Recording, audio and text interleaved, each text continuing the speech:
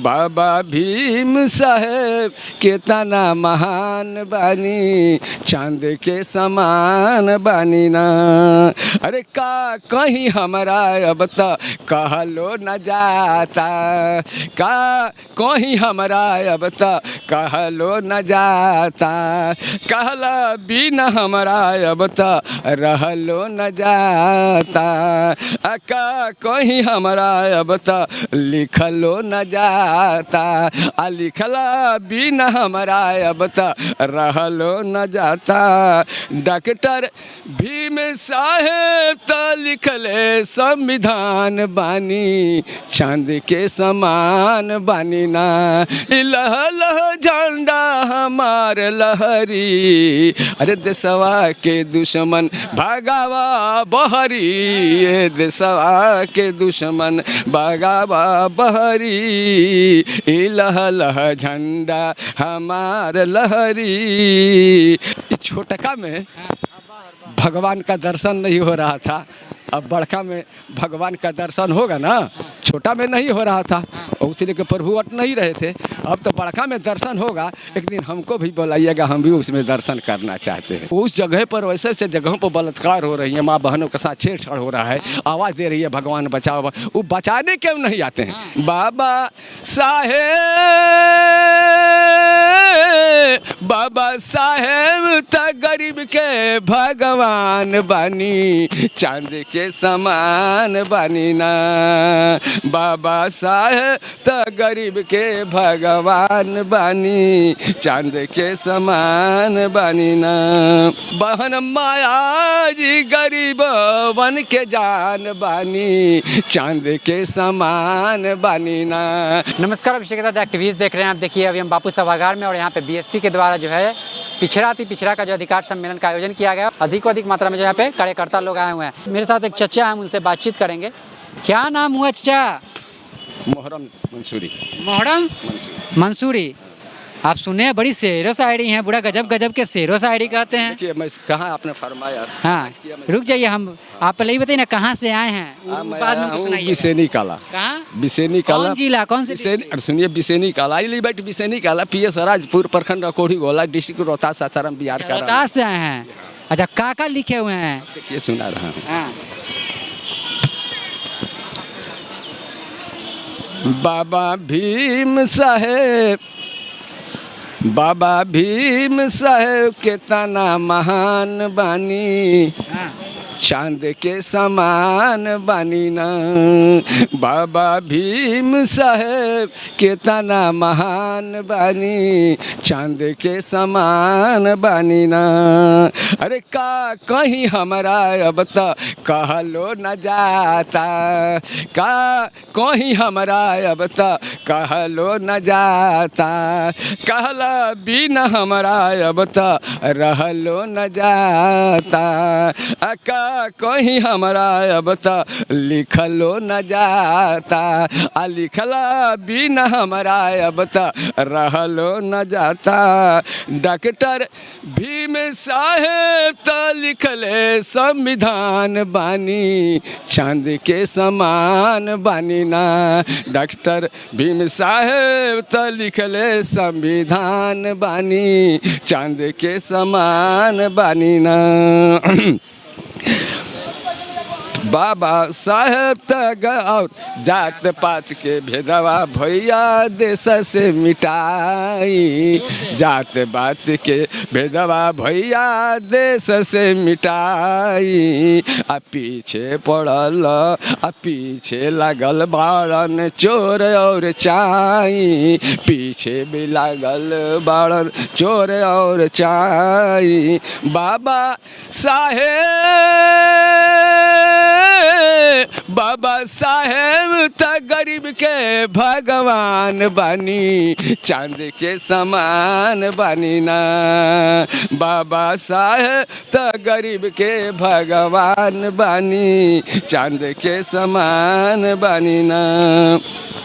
मोहरा मुसरी लिखी गानवा सुनावा। अरे मोहरा मंसूरी लिखी गानवा सुनावा। अब बिखरल समझवा के जा जुटावा।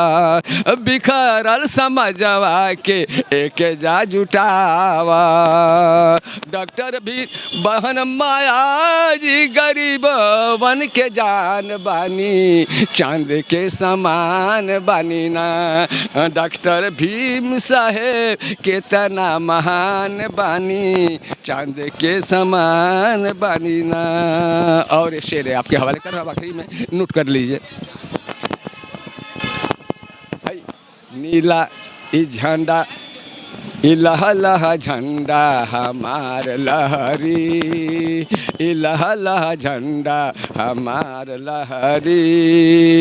ई लह लह झंडा हमार लहरी। अरे देशवा के दुश्मन भगावा बहरी।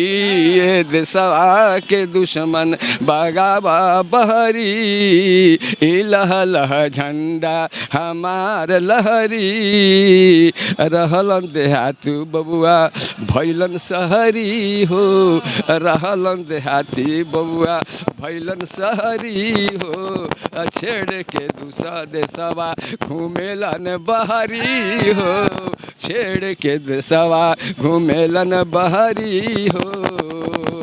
देशवा के अरे देशवा के रुपया अरे देशवा के रुपया गईले बहरी हो। ई लह लह झंडा हमार लहरी हो। ई लह लह झंडा हमार लहरी।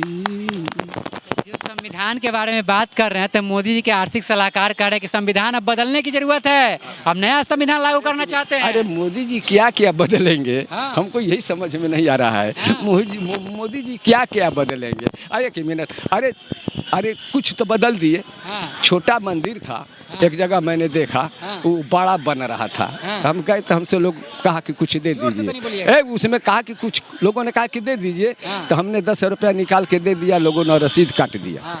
उसके बाद मैंने पूछा कि अच्छा आप बताइए, आप लोगों से जानना चाहता हूँ कि इस छोटका में भगवान का दर्शन नहीं हो रहा था, अब बड़का में भगवान का दर्शन होगा ना। छोटा में नहीं हो रहा था और इसलिए कि प्रभु अट नहीं रहे थे। अब तो बड़का में दर्शन होगा, एक दिन हमको भी बुलाइएगा, हम भी उसमें दर्शन करना चाहते हैं। बात समझ लीजिएगा, उसमें हमको बुलाइए तो सब कुछ तो बदलिए देंगे। अरे ये बता, मैं एक बात बता रहा हूँ कि अच्छा सा शेर हीरो जवाहर का सोने चांदी का शेर बना के यहाँ रख दिया जाए तो क्या वो किसी को वो बोल सकता है? वो शेर तक गरज सकता है? जब तक इसमें जान नहीं है कहाँ से कर जाएगा? एक मिनट, गरज सकता है, नहीं। बोल सकता है, नहीं। हिल सकता है, नहीं। डोल सकता है। नहीं। बात समझ लीजिएगा। हाँ। लेकिन आप कहते हैं कि हमारा आस्था उसी में है, हाँ। तो फिर आपको शेर बचाता क्यों नहीं? हाँ। शेर बचाता क्यों नहीं? हाँ। शेर बोलता क्यों नहीं? हाँ। वो हिलता क्यों नहीं? हाँ। डोलता क्यों नहीं? हाँ। तो उस जगह पर वैसे वैसे जगहों पर बलात्कार हो रही है, माँ बहनों के साथ छेड़छाड़ हो रहा है, आवाज़ दे रही है भगवान बचाओ, वो बचाने क्यों नहीं आते हैं? हाँ। तब बेजान चीज। हाँ। अरे पूजा कीजिए जानदार का, हाँ। और घर में पूजा कीजिए अपने माता और पिता का, हाँ। सेवा कीजिए। हाँ। जो आपको पाला है आप उसे पालिए, आप धोखा मत दीजिए अपने माता पिता को। और ये न हिलने वाला है, डोलने वाला है, ना कोई मदद करने मेरा वाला। बतवा सुनिएगा, ये सुना है अपना बतवा।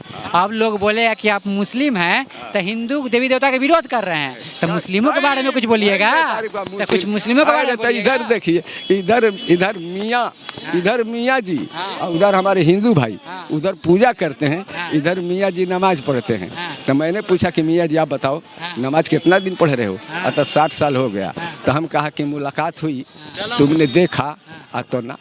इनसे पूछा कि आप बताइए, आप दिनों से पूजा करते चला रहे, भोग लगा रहे हैं, आपने देखा माँ दुर्गा को ना? क्यों नहीं देखा? तो कौन नेता अच्छा लगता है? बहन मायावती के जो है आए हुए हैं पिछड़ाती आप आए हैं कि आप भी इनका समर्थन कीजिए, आप भी इनको एक बार चांस से दीजिए, एक बार पीएम बना के देखा जाए। का अच्छा लगता है? का काम अच्छा करेंगे। लगता है? अच्छा कुछ क्या कहें, खराब कहें? अभी हमने चोर नहीं देखा, चोर कैसे कह दें? अच्छा। हम इनको चोरी करते नहीं देखा था, चोर कैसे कह दें? हम बेईमानी करते नहीं देखा था, मैं बेईमान कैसे कह दूं?